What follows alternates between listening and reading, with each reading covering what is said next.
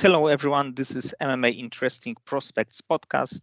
Today, our guest is Jerrell Hodge, current world champion. Hi, Jerrell. How are you? What's going on, my man? How's it going? Jerrell, you just won your I think the biggest fight so far. You won the most important regional title in the most crowded division. So please tell me about your last fight. When do you find out that you will be fighting for the title, and how many weeks did you have to prepare? So, thank you for, thank you for that. I've been fighting. I've been off fighting for like 18 months. So, I was off for the whole year 2022. I was getting married in 2022. So I had a fight lined up in February for WFC, which was like a local promoter for Ohio where I live at. So I was getting ready for that, but they went through like 30 different fighters, and nobody would accept the fight. So, I was waiting, I was getting ready in January, still getting ready. They couldn't find nobody. And then I think later on January, in the late January, LFA hit my management team up and was like, hey, we want Hodge to fight for our interim bantamweight title in March.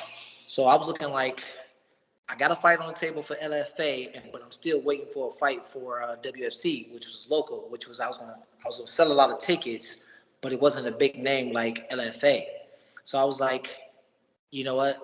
I'm sorry to do this to my local promoter, but I got to take the bigger fight because that gets my name out there. It's more credit, more recognition, and I was like, yeah, let's do it. So I found out late January. So I had all February, then pretty much had majority of March to train for the fight. So yeah, January 30th, I about found out. And your opponent, Rafael do Nascimento, is, I believe, also great fighter. He's Yeah. a really great grappler. And you won, maybe not dominated him, but you won quite clearly and show every aspect of the game. Great boxing. You wasn't afraid to take your opponent to the ground. It was some like tough moments on the second round when he has your back, but you still really go through these problems, and you won quite clearly. Well, thank you. Yeah. So yeah, that second round was a little scary for a lot of people, but like me myself, if you can see like my face expression, I was calm. I wasn't worried. I was staying composed. So like that second round was a little scary for a lot of people, and of course, yeah, they definitely gave that round to him because he like controlled my back for about 3 minutes. But that whole time I was down there, I was composed. I was calm. I wasn't worried about no submission. Wasn't worried about him getting any choke on me or nothing because I feel like he's a good grappler, but I'm also a good grappler as well. So, and that's why I continue to take him down through the other 4 rounds. I wasn't worried about it. And to be honest, because of your levels, it could be a UFC fight on the prelims, because both you and him are on the so high level as far as regional scene that it can be in the prelims on the UFC right now. Oh, most definitely, yeah. I mean, he was a great fighter, and I'm a great fighter as well. But like, yeah, I could definitely see us both seeing what they bringing in now in the UFC, like the 135s they bringing in now, the competition they got like in the Dana White Contender Series. I can definitely see me and him being better than a lot of those guys. Especially, I know for myself, yes. Like that's another reason why I took the fight with LFA. Like I know I'm a great fighter. I believe in myself, but like me keep fighting on the local scene, everybody else not going to see that. And they're not going to be able to witness that. So I was like, you know, I've been fighting. I mean, I don't just fight on the local scene. I fight wherever I can get a fight. So with them presenting me like with that honor just to fight for that interim bantamweight title for my first fight with LFA, I was like, I gotta take it, because it's the biggest platform other than the UFC and the other three top promotions, Bellator and ONE FC. And you are currently interim champion, and main champion is Muin Gafurov. And do you think that you will be fighting him for the undisputed title, or you prefer to look for opportunity either in the UFC or the Contender Series? Um, you know, I'm down to fight him for the title. I saw his fight. I wasn't too impressed, but um, Yeah, I'll be down definitely to fight him for the title. But if the UFC or Bellator or ONE FC call me before then, I got to go where the bigger shows are at. And please tell me about your beginning in the sports. What was first combat sport that you train? Ah man, so the first comeback sport I trained was like I was probably like 9 or 10. I did karate for a while. I made it to my orange color belt, which is like it goes white, yellow, then orange. So I made it okay. My parents just couldn't afford it no more, which was understanding. It was expensive back then, but like my parents couldn't afford it anymore, so they took me out. That's cool. Then I started wrestling middle school, 7th grade. So I pretty much started out with wrestling. Wrestling was my strong leg into the sport.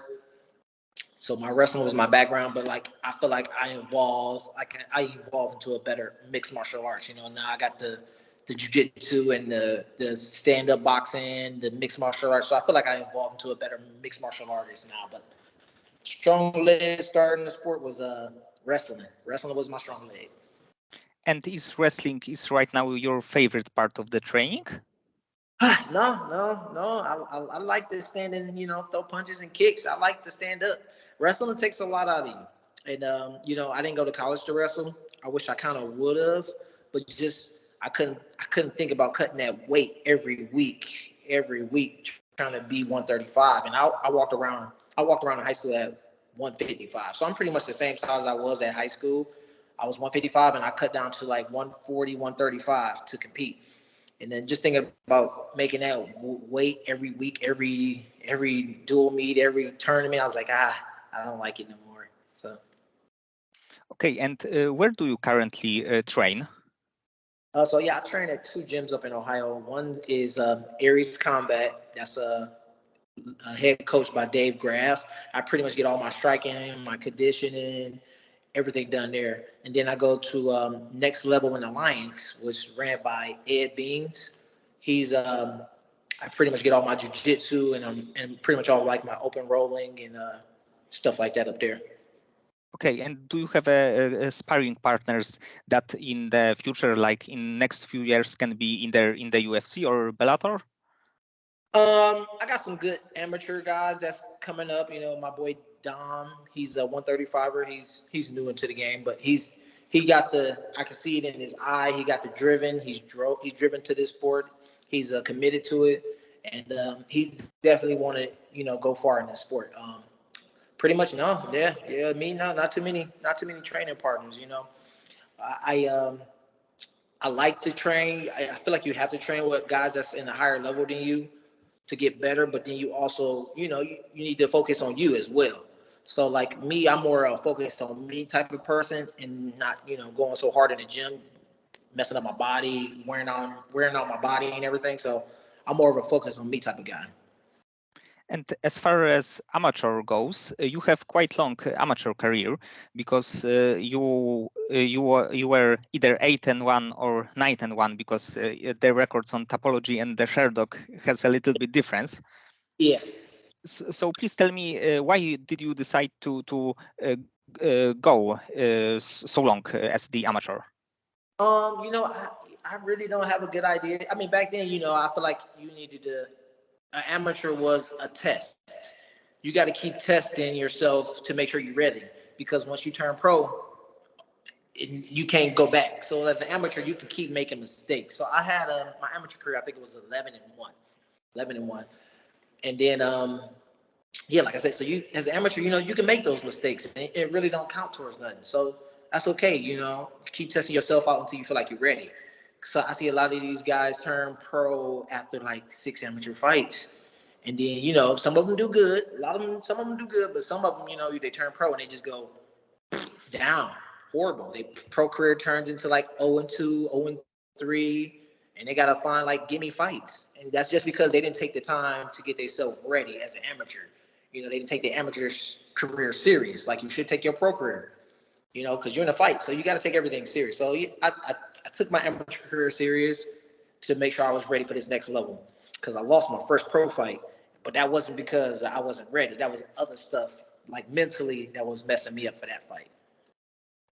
And also, as the amateur, you won a really big fight with Cody Garbrandt, who a few years later was become a UFC champion. So I think that for you it was also quite a accomplishment when he won the title with Dominic Cruz. Yeah, I mean, Cody. They always from amateur days. Cody was a top prospect in Ohio, and you know we knew he's going to do good things in the UFC. So yeah, it was a good thing that he won, but you know that didn't give me much recognition as myself. That was good for him. He got more recognition because he won the title. But like me, yeah, I mean I beat the guy, but look what level he on and look what level I'm on still. So it's kind of like yeah, whatever. So maybe in like few years we can see a rematch in the UFC. Hey man, if Dana White want to make some money, man, he should. But you know, they take it too long, man. We getting old out here. And please tell me about your boxing career, because in 2021, I believe, you decided to go for the boxing road. You fought a few times. So why did you decided to do this? Um, so pretty much for the just to stay ready. Like in 2021, I think I had over like 6 fights. That's MMA. I had 4, and like boxing, I had like 3 or 2. But in 2021, you know, I was on my grind. I was trying to save up for my wedding, really. So I was on my grind, trying to make a lot of money, trying to stay active, trying to show the world, I'm still that guy. I'm still that guy, and I'm still the best in my state around this area. So boxing is part of MMA. So like, everybody like, majority of fans like knockouts. They like interesting fights on their feet. They don't understand the grappling too much, so they don't care about it too much. So, but they do know when somebody get punched in their face, that's gonna knock somebody out. So I just, I wanted to work on my hands more, be more confident, stay sharp. And then I love the sport boxing too. So I love the sport boxing. It's a beautiful thing when you see like 2 actual boxers box. It's so beautiful, man. It's like a chess match, and it's just smooth and calm. So like, yeah, just to stay ready, man. People love boxing. And your opponents were quite good quality, because it's not that you are padding your record to be 10-0, but you fought guys who were undefeated, like 4-5-0. So I think that it was also very good challenge for you. Oh, very good challenge. I was serious about my boxing career, but I was doing boxing just to make myself better for MMA, because that's why I dedicated most of my life to MMA, and and like I said, I love boxing, but like it was just helping me prepare better for MMA. So like, yeah, I mean, I don't like taking easy fights. I'm a fighter. We're here to fight. I can't get better by taking easy fights, and that's what a lot of guys did. When they turn pro, they take easy fights just to patent their record, and it's just like, come on, man, you're not a real fighter doing that. Like, I really like to, I like to test myself. That proves me what level I'm on. That shows me what level I'm on, and it helps make me a better fighter. So yeah, when I was doing my boxing career, I was like, give me whoever. Yeah, I really want the best, but I'm down to fight whoever that got a good record. Don't give me no slouches. So. And last week we can see a Game Bread Boxing, the organization of Jorge Masvidal. And would you be interested in fighting with another MMA fighter in a boxing? Oh yeah, man. Boxing is, like I said, it's a great sport. It pays well. People love it. I mean, they got people love it and people don't like it, but like it pays well, and I love the sport. So yeah, if they offer me a MMA fighter for boxing, yeah, I'll take it. Yes, because we could see like Aldo against Stevens or Belfort against Jacare. Yeah, So it's quite interesting combination of fighters.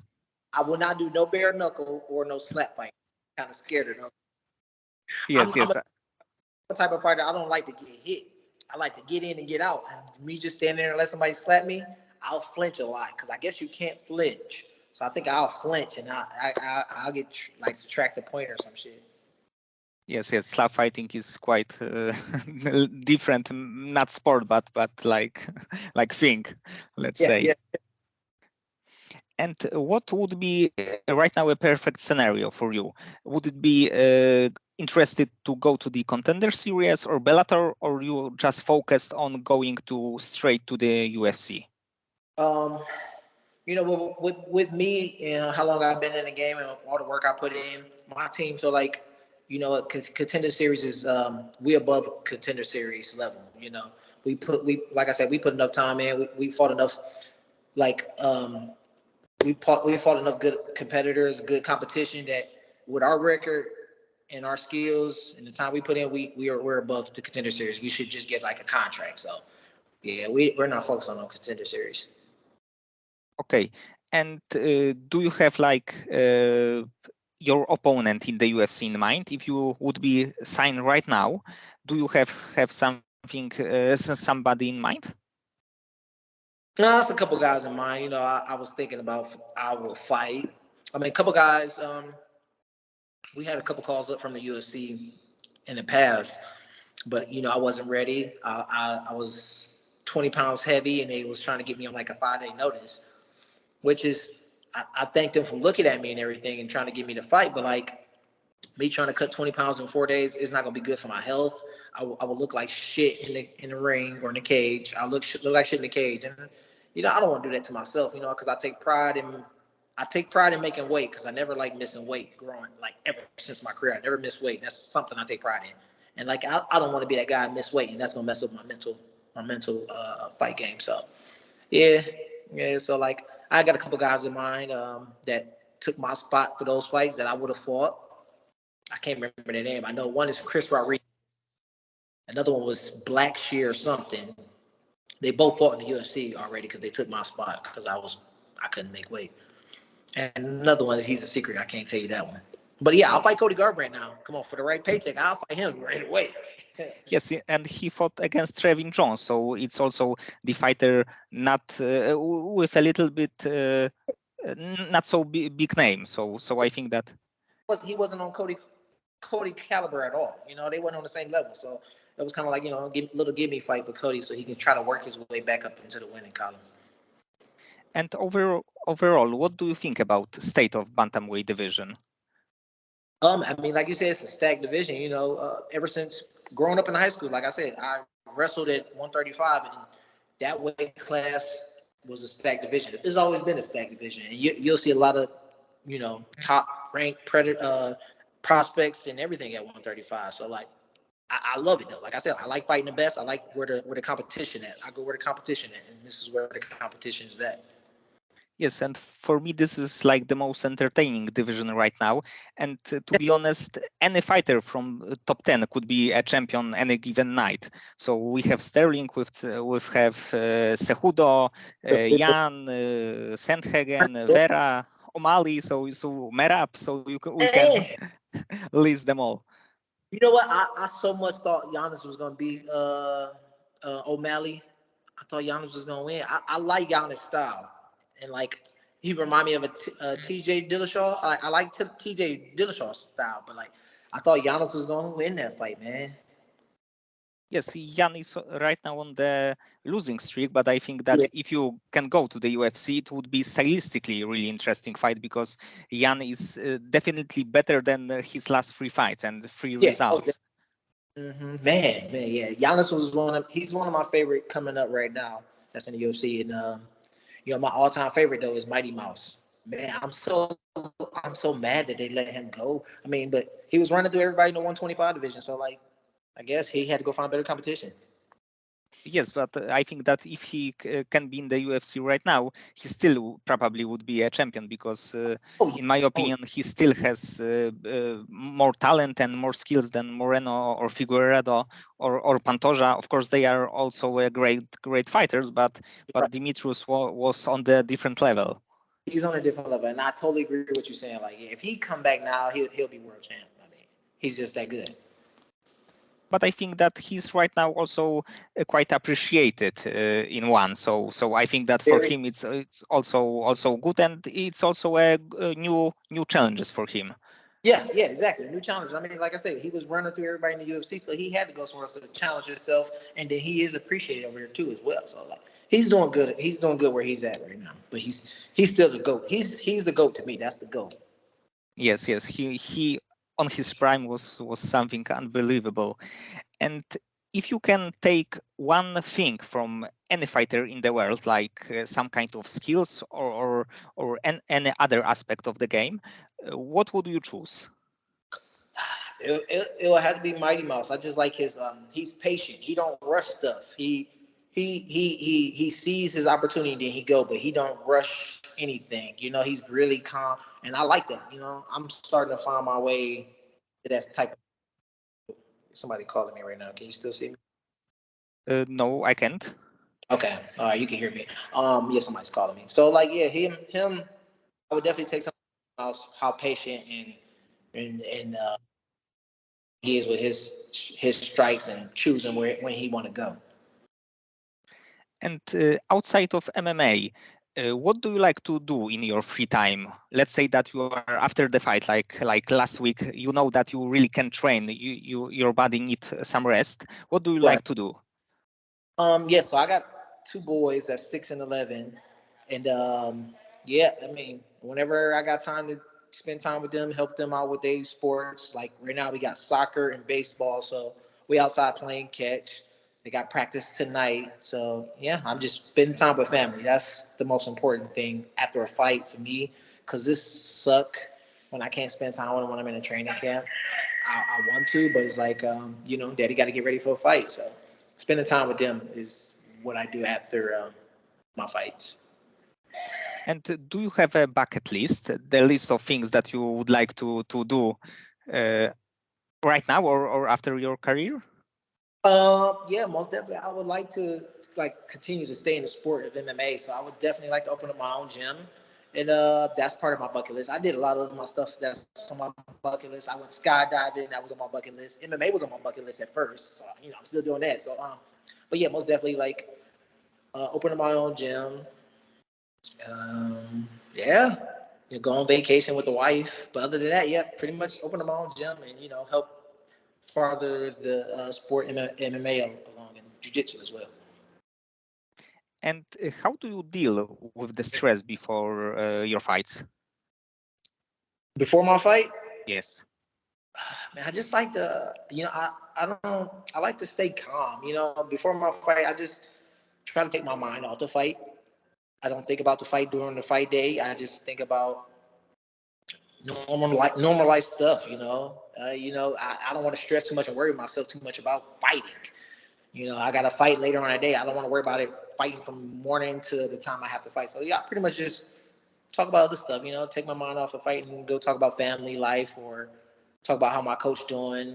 Stuff like that. What's going on in the world today? Okay. And when you say that you would like to open your gym, do you plan to be like the head coach, like main coach of the gym, or you prefer to be like striking coach or wrestling coach in there? You know what? I would definitely be the head coach of striking, but I would try to find other people to fill in because I don't want to be at the gym 24/7. I'll come there, probably 4 or 5 days a week, but the weekend, I like to spend time with my family or get away and go spend time with the wife. But I would definitely be there a lot, especially when my guys in training camp and helping them out. But yeah, mostly just striking. Okay, Jerrell. So thank you for this conversation. I hope that we can see you in the UFC this year, not in the Contender Series, but in the UFC. And I hope that you will be in the ranking in the next year. Oh, I appreciate that, man. I definitely believe in myself, so you definitely will see me up there because I feel like I'm the best, if not the best, 135er. So I'm up there with the top 10, most definitely. Okay, so thank you and good luck. Thank you.